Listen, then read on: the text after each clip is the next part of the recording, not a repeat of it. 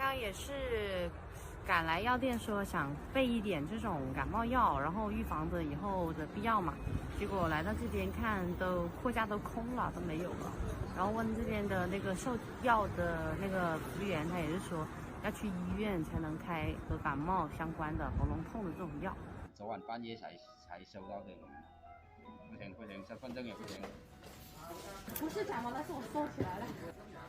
本身家里面都要备的。过年啦，这些凉茶很正常的。很多顾客来你这里囤那些感冒发烧。没有，不至于。建议你们有咳嗽发烧的去医院，去正规医院。